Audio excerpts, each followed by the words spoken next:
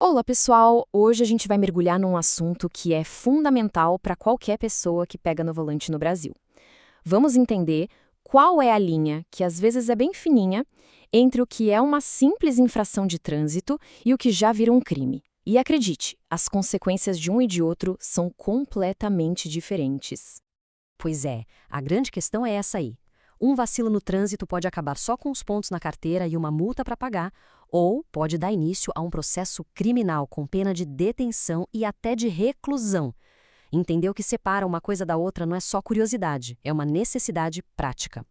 Para a gente desenrolar esse novelo, vamos seguir um roteiro bem simples.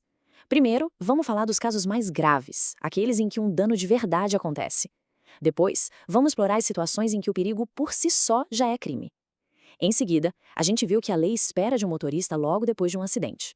E no fim, a gente resume tudo em algumas regras de ouro para não esquecer mais. Vamos começar pelo cenário mais sério e talvez o mais direto de entender: os crimes que acontecem quando alguém dirigindo causa um dano físico a outra pessoa. A gente está falando aqui de lesões ou, no pior dos casos, da perda de uma vida.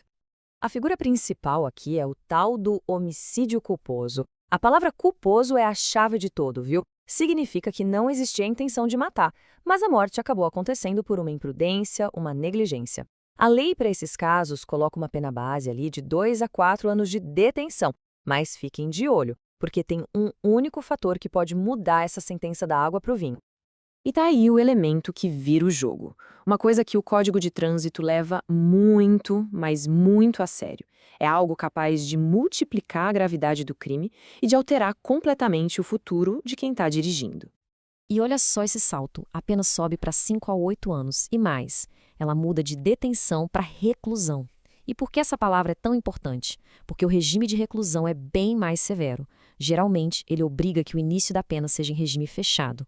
O recado da lei aqui é claríssimo. Misturar álcool e direção com resultado de morte deixa de ser um acidente comum e passa a ser tratado com o máximo rigor possível. E essa mesma lógica vale para as lesões corporais. Um acidente que machuca alguém tem a sua pena base, mas se quem dirige estava sob efeito de álcool e a lesão causada foi grave, a pena também vira reclusão. O álcool, sem dúvida, é o grande qualificador, o que torna mais grave os crimes de dano no trânsito. Bom, até agora a gente falou de crimes em que um dano concreto aconteceu, certo? Mas a lei de trânsito não para por aí. Nessa nossa segunda parte, vamos ver que nem sempre precisa ter batida, nem sempre precisa ter uma vítima. Às vezes, o simples fato de colocar a vida de outros em risco já é o suficiente para ser crime. Para entender esses crimes, a gente precisa conhecer dois conceitos, o de perigo concreto e o de perigo abstrato. No perigo concreto, a acusação tem que provar que aquela ação realmente colocou alguém em risco. Já no perigo abstrato, a lei parte do princípio de que a atitude é tão perigosa que o risco nem precisa ser provado, ele já é presumido. Vamos ver como isso funciona na vida real. Olha só o primeiro caso: dirigir sem habilitação. A lei aqui exige a prova de um perigo concreto, ou seja, não adianta só estar sem a carteira. É preciso que a pessoa tenha feito uma manobra perigosa, por exemplo. Se não tiver isso, é só uma infração. Agora compara com dirigir alcoolizado. Aqui o perigo é abstrato. A lei já assume que existe o risco. O simples fato de dirigir depois de beber já é o crime, mesmo que a pessoa esteja dirigindo em linha reta. O mesmo vale para quem entrega o carro para alguém não habilitado. Entrando um pouco mais no crime de dirigir alcoolizado, o artigo 306 foca na capacidade psicomotora alterada. O bafômetro é a prova mais famosa, né? Deu 0,3 miligramas de álcool por litro de ar, já era, é crime. Mas um ponto super importante é que a lei mudou. Desde 2012, o bafômetro não é o único jeito de provar. Sinais claros de embriaguez, tipo fala arrastada, andar cambaleante, observados por um policial, um vídeo feito por alguém na rua ou depoimento de testemunhas, tudo isso pode ser usado para uma condenação. Agora a gente muda o foco para o depois.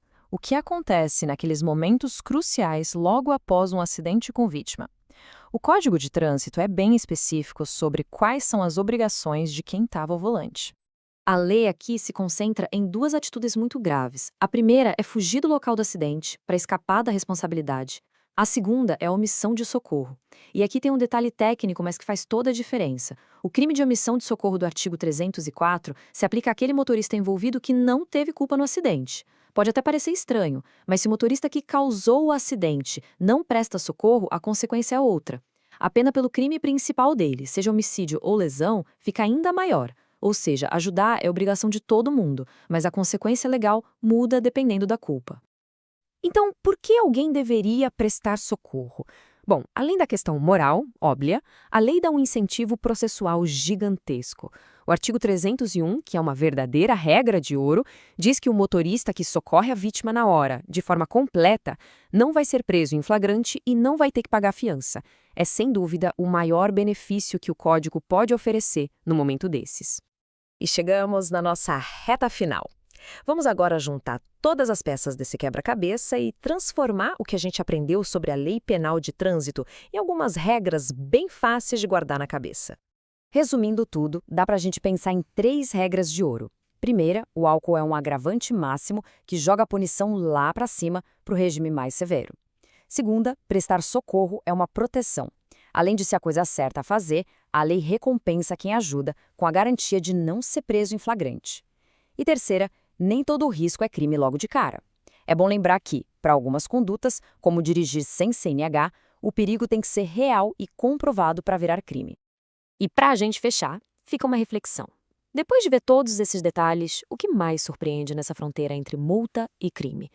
Será que é o fato de que simplesmente entregar as chaves do carro para a pessoa errada já pode ser um crime?